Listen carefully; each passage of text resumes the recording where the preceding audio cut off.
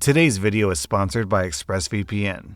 Welcome to r/Maliciouscompliance, where a scummy landlord gets exactly what she asked for. Our next Reddit post is from Trackstar. At my job, people are allowed to take smoke breaks. So my coworkers who smoke will take about 5 to 10 breaks a day, and each of these breaks is 5 to 15 minutes long. And on top of that, all of these smoke breaks are paid. The non-smokers, who are surprisingly in the minority, 7 people out of 25 people, asked if they could take a break too when the smokers take a break. The manager said those breaks are only for smokers, and if everyone took those breaks, then they would fall behind. As I'm sure you can realize, this is BS. So I went online to Amazon, and I bought all my non-smoking coworkers herbal smokes, which are tobacco, nicotine, and additive-free. Basically, they're just cigarettes filled with tea leaves. So, us 7 non-smokers started taking our own smoke breaks, but doing it in a different part of the building to avoid secondhand smoke. The manager comes out and starts yelling at us, asking us what we're doing. "You guys don't smoke, you should be working!" To which we kindly pointed out that we had all decided to start smoking, and that we were just taking the same breaks that everyone else was. This lasted 4 days before the manager set limit on how many and how long smoke breaks are, and he also let non-smokers take the same breaks too. Also, I'm not sure about the health effects of herbal smokes, but considering that we just lit the ends on fire and then stood against the wall like some guys outside a club from the 80s, I think we're fine. Down in the comments, we have this story from Ordinary Bloke. A little malicious compliance of my own here. I used to work in the office, and at the time I was a smoker. I was expected to clear a certain volume of work a day, but I easily cleared double that. When a manager called me out about the occasional smoke break, I pointed out that since I did the work of 2 people, did 10 minutes twice a day really matter? He said, "No, you can only smoke on your official breaks." So I reverted to meeting only my benchmarks exactly. He ended up having to hire another person to cover the excess outstanding volume of work. Our next Reddit post is from my hate usernames too. Arkansas is well known for having laws that lean heavily on the side of the property owner, which leaves the renter pretty vulnerable to owners who want to be difficult, to say the least. Or at least they did when I lived there. I doubt much has changed since. So I move into town and find a 2-bedroom, 2-bathroom apartment, intending for it to be a short period of time while I scout the town and look for a more permanent place. As for paying rent, they wouldn't accept an automatic monthly check from my bank or charge my debit card monthly. It had to be an actual paper check from me with a 4-day late fee window. I hate writing checks, and I had the cash, so I paid out the 12-month lease all at once. I find a great place about 6 months later. I'm thinking that I'll just break my lease and pay the extra 1-month penalty and walk away from my apartment. I call and let them know that I'll be moving out, and long conversation short, the way the lease is written makes you think that's how it works, when in reality, at a second or third read, it's clear that I'm still liable for the entire 12-month lease. And if I break the lease, it essentially adds a 13-month worth of rent money. Knowing that up front, why anybody would break this lease is beyond me. So at this point, I've already made the deposits on my new place when all this comes to light, so I'm stuck with 2 apartments. I tell the apartment complex that I won't be moving out, and I figure that I'll just go ahead and let the lease run out, set the AC to 80, and open the breakers to keep costs low. I slowly move my stuff to my new place, since I have plenty of time now. And at the end of the move, I left my ironing board and iron behind because I never really use them anyways. About 2 months later, I get a call from the power company asking if it's okay to transfer power into somebody else's name. Shocked, I reply, absolutely not, while laughing a little on the inside. I decide to give it a day before I call my old apartment complex. The first thing next morning, I get a call from the apartment complex with a super snarky entitled tone, and I hear, "We need you to drop the power from your name so the new tenant can take over and move in." I explained that I still have an active lease on that apartment, and I can't fathom why they'd rent it out. She accuses me of abandonment, and therefore she's allowed to rent my apartment. I replied with, "I rent that apartment with the sole purpose of having somewhere to iron my clothes. Did you not see my iron and ironing board there?" She said that she did, and that she took it to the office to get it out of the apartment. We go back and forth on the semantics for a little bit. I let her know that I'm open to receiving a refund to the date on the new tenant's lease, and at that time, I'd be happy to drop my name from the power bill. She refused, and the call ended with getting her boss's number from corporate. I mentioned to her boss that I can recognize a breach of contract when I see it, and nowhere in the lease does it actually say that I have to live there. Also, her employee admitted to entering my apartment and stealing my things. She quickly assured me that she was sending me a check in the mail that day to refund my money. And she told me that I could go to the office to pick up my iron and board anytime. So back when I was in college, I had this apartment on one side of the street, and while I was at that apartment, it was just like a 1-bedroom, 1-bathroom. I got a girlfriend, who's now my wife. Anyway, we had to move to a bigger apartment because there was 2 of us now, so we found an apartment that was actually literally right across the street from us, and it was owned by the same company. However, the really awkward thing was that my lease on the old apartment ended on, let's say, the 15th, and the lease on the new apartment started on the 16th. So, according to the contract, I had to move all of my stuff out of my old apartment by the 15th, but I couldn't move it into my new apartment until the 16th. So I called up my landlord and they wouldn't budge, and for a while, it was seriously looking like I was gonna have to just leave all my stuff on the side of the street for that night until I can move in the next day. Luckily, the property manager was actually a decent guy, so when I got him on the phone and explained what was going on, he was like, "Oh yeah, don't worry about it, we'll give you the key a day early." So I got super lucky because the way that both of my contracts were written, I really had no other choice. Our next Reddit post is from My Nuts Are Musical. A few years back now, I worked for a small locally owned company owned by 2 friends. The company was going strong when I started, but after 10 years there, the place was going downhill fast. One day, we discovered the bosses hadn't been making superannuation payments to us for over 2 years. So they owed tens of thousands of dollars to all the employees. In my country, superannuation payments are basically a retirement fund that employers are supposed to pay their employees. This was the final straw for me, and I gave them my 2 weeks notice. Since I was basically the last manager there, most of the employees also quit with me, and this really pissed off the owners who thought that I was somehow overreacting. I made them promise they would pay me what was owed, or I would get the tax agency involved. A few weeks later, I got an email with payments that were significantly less than what I was owed. When I emailed them back, they told me they had taken hours that I owed in time in lieu of what was owed in superannuation payments. And if I had a problem with that, then they would have no issue speaking to the authorities about the hours that I stole from them.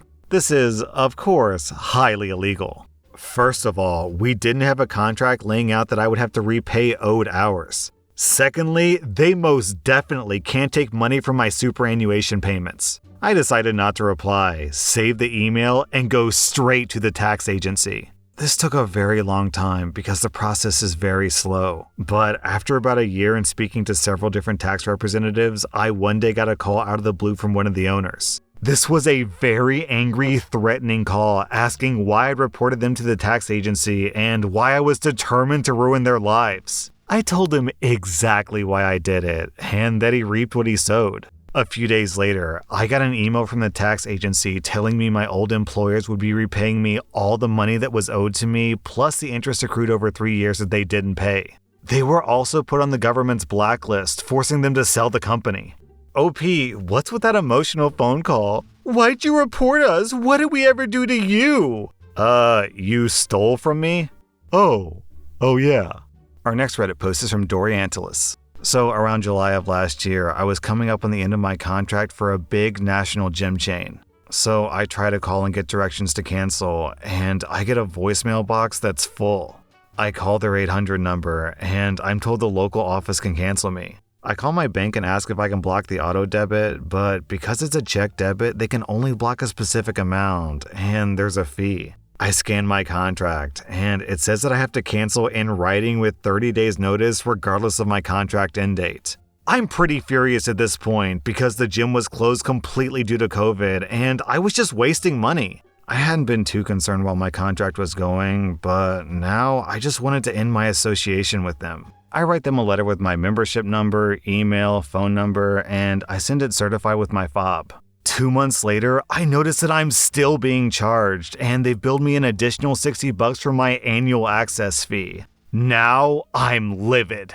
I find the customer service email, and I explain the situation with the specific dates of calls, letters, and attempted visits to the office. I ask them to cancel my membership, as well as refund me for the past several months and the annual renewal. I receive a rather curt response saying that they'll start my cancellation, but I'll have one more monthly charge because there's a 30-day notice.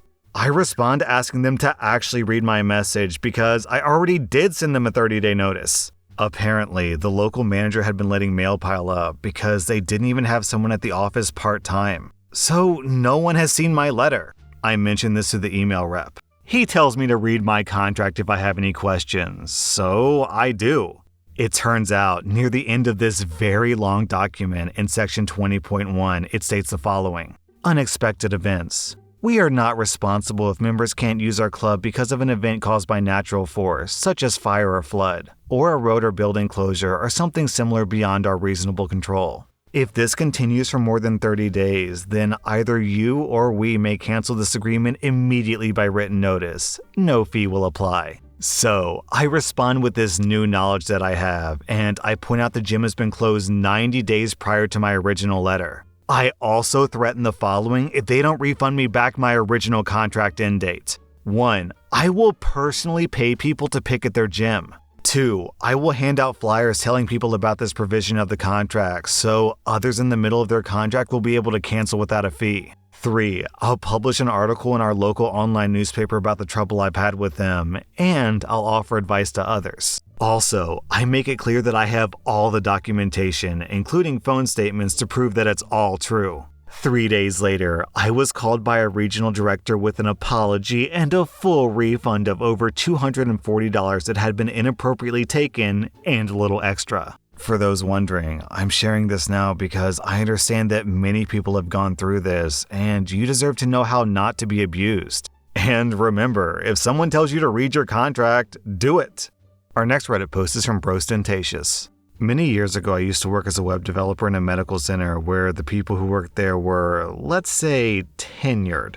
There were lots of comfortable people who had been working there for over 8 years. Not the least of all was our manager, who had been there for over 20 years and fancied herself a dictator. I was the youngest there, followed by the other developer. We formed the engineering team, just the two of us. We had content creators, support people, designers, etc., but the engineering was just me and this other person. We'll call her Lucy. Lucy and I would show up at around the same time every day between 9 and 9:30. No big deal, we thought, since we typically ate quick lunches at our desk and we stayed long after 5 to actually get some focus time in and get stuff done. Our manager typically showed up early, around 7:30 or 8, and would leave the office at 3:30 or 4 to skip traffic. Now, at some point, our manager was on some sort of power trip and decided that it was necessary to call a full team meeting to inform us that work starts at 9, not 9:15, not 9:30, but 9. Me, being a young smartass, decided to fight this tyranny and asked her, what time does work end? To which she very calmly stated 5 o'clock. So I asked her how come she leaves at 4. She explained that she shows up early and therefore she gets to leave early. I was on autopilot because the next thing I said was, but I thought work starts at 9, so how come you show up early? She explained that she made special arrangements with the higher-ups, and therefore she was exempt from the rule. So Lucy and I stopped showing up late, but instead we showed up exactly at 9 every day, took a full hour for lunch, and left exactly at 5. Meetings all day and work due tomorrow? Sorry, but work ends at 5. Working on an issue where stopping halfway means that it would take longer to pick up tomorrow? Sorry, but work ends at 5. After about a month of this, our backlog is piling up, our clients are complaining, and my manager is fuming at our reduced output. She sits us down and asks us why this is happening. We calmly explain that with meetings, an hour lunch, and work starting at 9 and ending at 5, there just isn't enough time in the day to get all this stuff done. She dropped the policy the next day and instead issued a core hours policy of 10 to 3 where everyone is expected to be in the office. Isn't it awful that your boss will always flip out if you're just a couple of minutes late, but if you stay an hour late, then no one bats an eye, as long as you don't incur overtime? So as a professional content creator, I consider it to be part of my job to consume as much content as possible. YouTube, podcasts, Netflix, Hulu, Amazon, pretty much anything I can get my hands on. And to be honest, it kind of pisses me off that I'll pay for a subscription to a website and I won't get access to all the content. That's why I use ExpressVPN as my VPN service. When you're behind a VPN, you can access all that geo-locked content that YouTube, Netflix, and Amazon don't want you to see. VPNs let you change your location, so websites don't know where you're logging in from. So basically, if you want to watch Hunter x Hunter, then all you have to do is go to ExpressVPN and set your location to the US. Then Netflix thinks that you're watching from the US, so you can watch all the US exclusive content. Also, an added bonus of using ExpressVPN is I get extra privacy. Since I'm kind of in the public eye, I'm not super comfortable with the idea that my internet service provider will be like, hey, check it out, rSlash is looking up anime titties again. So that's why I use ExpressVPN. I get more content and more privacy, so it seems like a good deal to me. And speaking of good deals, you can get 3 months free of ExpressVPN by going to expressvpn.com/rSlash. That was rSlash Malicious Compliance, and if you like this content, check out my podcast where I publish the exact same episodes. Also, hit that subscribe button because I put out new Reddit videos every single day.